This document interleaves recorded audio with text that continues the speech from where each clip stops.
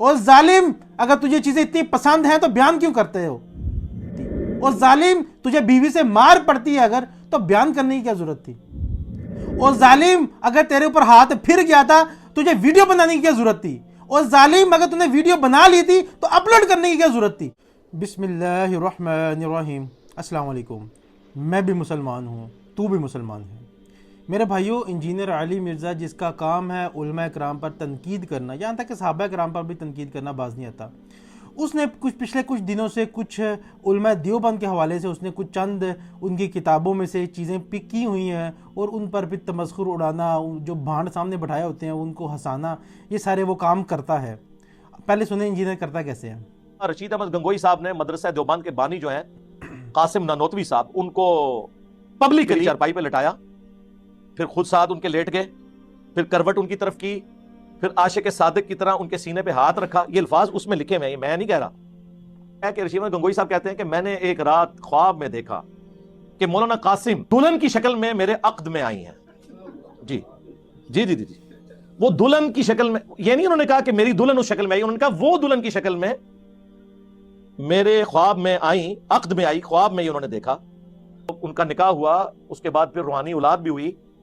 हाँ जी, और इसके बाद यार, ये अगर किसी को ख्वाब आया भी था तो जालिमो इसको लिखने की जरूरत थी। और ये आपने सुन लिया, इसी तरह की बातें बना के ऐसे अपने जो सामने भांड बैठे होते हैं उनको हंसाना, ये करना, ये इसका शेवा है, ये दीन की तलीमात दे रहा है। अब उनकी किताबों में से ये बातें उठा के रद्द कर रहा है। और पहले तो आप जो इसका जिनको जवाब चाहिए वो उलमा देवबंद से रब्ता करें, उनकी तावीलात जो पेश करती हैं या जो वो बताते हैं इसका मतलब क्या है, जैसे भी है वो आपको एक्सप्लेन करेंगे। मेरा जो भी मकसद है वो है इंजीनियर अली मिर्ज़ा जो करता है, अब इसको इसी के असूल में मैं पकड़ूंगा। पहली तो बात है कि ये कह रहे हैं वो जालिमों, अगर ऐसा ख्वाब है तो लिखने की क्या जरूरत थी? मैं कहूँगा वो जालिम, अगर उन्होंने लिख भी दिया तुझे बयान करने की क्या जरूरत थी? क्या जरूरत थी अगर उन्होंने लिख दिया? अच्छा, अब आगे देखें कि अब इंजीनियर अली मिर्ज़ा का अपना हाल क्या है। अब इसको मैं आईना दिखाने लगा हूं, इसका अपने आईने में ये कैसा दिखता है, ये देखें।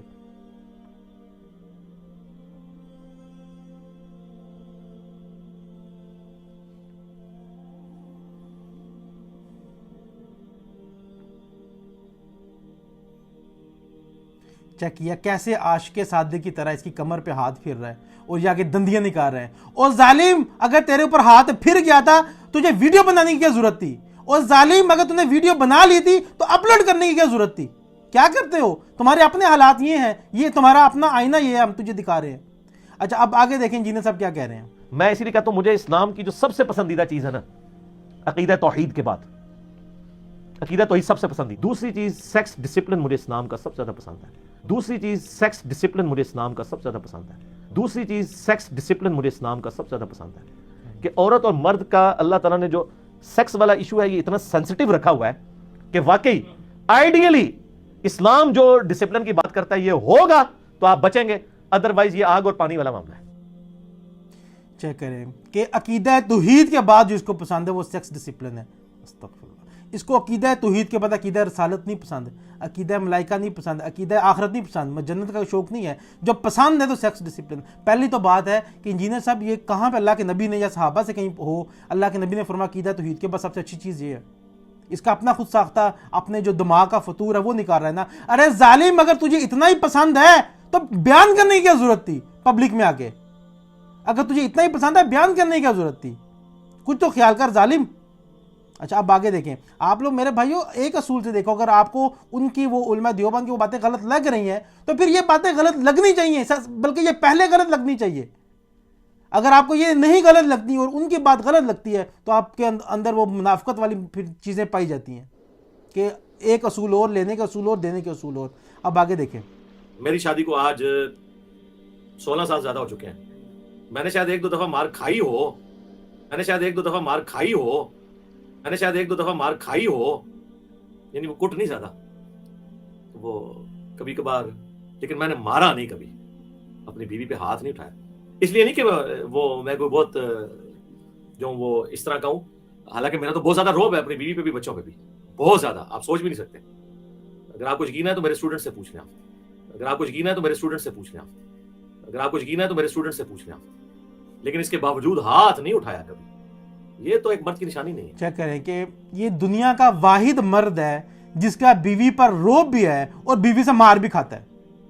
बीवी पर रोब भी है और बीवी से मार भी खाता है। और जालिम, अगर तुझे बीवी से मार पड़ती ही है, बीवी से मार पड़ी गई है, तो पब्लिक में आके बताने की क्या जरूरत थी? जालिम यही ख्याल कर लेता। और फिर आगे से कह रहा है कि अगर आपको यकीन नहीं है तो मेरे स्टूडेंट से पूछ लो। अस्तगफुरुल्लाह। अरे जालिम, तेरे स्टूडेंट को पता है अगर तुझे बीवी से मार पड़ती है और तेरा उस पर रोब भी है, फिर भी मार पड़ती है, तो पब्लिक में बताने की क्या जरूरत है? मतलब तेरा बीवी से जो मामलात है वो तेरे स्टूडेंट्स को पता है, उनसे पूछ लो। हालांकि मेरा तो बहुत ज्यादा रोब है अपनी बीवी पे भी, बच्चों पे भी, बहुत ज्यादा, आप सोच भी नहीं सकते। अगर आपको यकीन है तो मेरे स्टूडेंट से पूछ लें। अगर आपको यकीन है तो मेरे स्टूडेंट से पूछ लें। अगर आपको यकीन है तो मेरे स्टूडेंट से पूछ लें। ये तुम्हारा हाल है मेरे भाइयों, जैसा मुंह वैसी चपेड़, यही असूल इस पर बनता है। क्यों? क्योंकि औरों पर ऐसे चीजें पिक करता है, तनकीद करता है, और अल्लाह पाक ऐसे बंदों को ऐसे ही जलील करते हैं।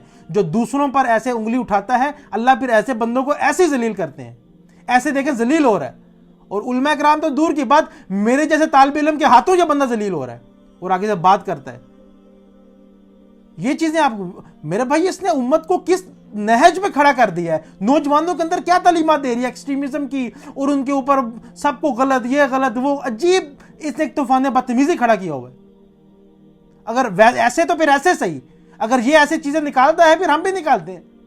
अगर ये कोई निकालता है मेरे भाई, अगर ये कोई निकालता है उलमा देवबंद के बारे में, आप उनको उलमा से राब्ता कर, उनसे पूछें। उलमा बरेलवी, उनसे पूछें। अहले हदीस उलमा के बारे में करता है, उनसे पूछें। ये जो होना चाहिए। मगर नहीं, इंजीनियर की बारी पे आप ये तवीलात पेश करेंगे, लेकिन बाकियों की दफा आप नहीं करेंगे। और एक अजीब तूफान बदतमीजी खड़ा किया हुआ है।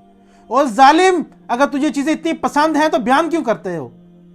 तुम्हें अगर सेक्स डिसिप्लिन पसंद है तो बयान करने की क्या जरूरत थी? और जालिम, तुझे बीवी से मार पड़ती है अगर, तो बयान करने की क्या जरूरत थी? और जालिम, अगर तुम पे आशिक़े सादे की तरह तुम्हारी कमर पे हाथ फिर ही गया था, तो वीडियो में बयान करने की, उसको वीडियो लगाने की क्या जरूरत थी? क्या करते हो यार? इंजीनियर साहब, मैं आपको दावत इस्लाह पेश करता हूं, बाज आ जाए अपनी हरकतों से, इन हथकंडों को छोड़ दें और काला रसूलुल्लाह की तालीमात को आम करें और इसी सिमत में रहे। क्या कर उम्मत को मजीद एक नए हिस्से में एक्सट्रीम पर ले जाकर एक नई डिवीजन पैदा करने से खुदा के वास्ते बाज रहे हैं। अजीब किस्म के आपने अपने सामने भांड तैयार किए हुए हैं, क्या करते हो? और आखिर में मैं आपको एक बात बताता चलूं कि इंजीनियर मोहम्मद अली मिर्ज़ा साहब आउट ऑफ वेडलॉक पैदा नहीं हुए। अब मेरे से ना पूछना कि ये क्यों बोला। हाँ, किसी को जानना है तो व्हाट्सएप से मेरे से पूछे, मैं उनको एक्सप्लेन कर दूंगा कि इंजीनियर अली मिर्ज़ा साहब आउट ऑफ वेडलॉक पैदा नहीं हुए। नफ़ी कर रहे हैं इस चीज़ की। अपना ख्याल रखिएगा, हाफिज़ वकार को दुआ में याद रखिएगा। मिलते हैं अगली वीडियो में। अस्सलाम वालेकुम।